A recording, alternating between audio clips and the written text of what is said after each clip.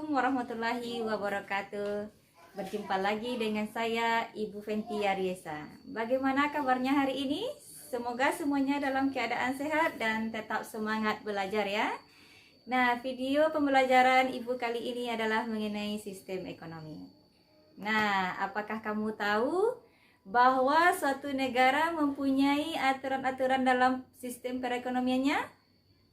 Ya, aturan-aturan sistem perekonomian yang diterapkan oleh satu negara dapat menjawab permasalahan barang apa yang akan diproduksinya, bagaimana cara memproduksi, dan untuk siapa barang diproduksi. Permasalahan tersebut sudah Ibu jelaskan pada video pembelajaran sebelumnya mengenai permasalahan pokok ekonomi. Nah, kita jelaskan sistem ekonomi ini. Nah, sistem ekonomi ini ada beberapa macam. Yang pertama ada sistem ekonomi tradisional. Berikut penjelasannya. Sistem ekonomi tradisional mempunyai ciri-ciri sebagai berikut. Yang pertama, teknik produksi dipelajari secara turun-temurun dan bersifat sederhana. Dua, hanya sedikit menggunakan modal. Ketiga, pertukaran dilakukan dengan sistem barter, artinya barang dengan barang. Keempat, belum mengenal pembagian kerja. Kelima, masih terikat dengan tradisi. Dan yang terakhir, keenam, tanah merupakan tumpuan kegiatan produksi dan sumber kemakmuran.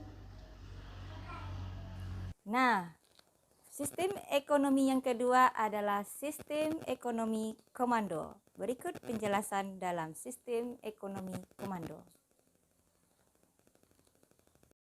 Ciri-ciri dari sistem ekonomi komando adalah yang pertama, semua alat dan sumber daya produksi yang dimiliki dan dikuasai oleh negara.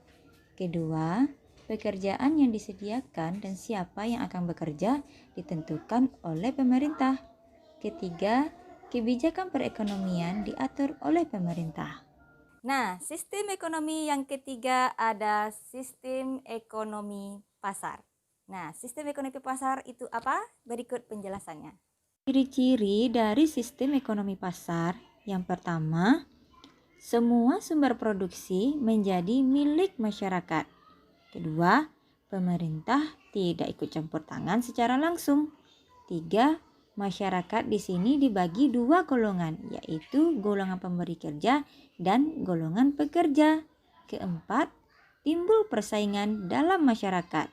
Kelima, setiap kegiatan ekonomi didasarkan atas pencarian keuntungan. Keenam, kegiatan ekonomi ini selalu mempertimbangkan keadaan pasar karena pasar merupakan dasar setiap tindakan ekonomi. Nah, sistem ekonomi yang terakhir adalah sistem ekonomi campuran. Nah, apa itu sistem ekonomi campuran? Berikut lagi penjelasannya. Dalam sistem ekonomi campuran di sini melibatkan pemerintah dan swasta. Nah, ciri-ciri sistem ekonomi campuran yang pertama, pemerintah dan swasta sama-sama melakukan kegiatan perekonomian. Kedua, tatanan ekonomi merupakan mekanisme pasar namun masih terdapat campur tangan pemerintah. Ketiga, di sini terjadi persaingan dalam perekonomian namun pemerintah tetap melakukan pengawasan. Nah, itulah penjelasan mengenai sistem ekonomi. Semoga bermanfaat ya. Assalamualaikum warahmatullahi wabarakatuh.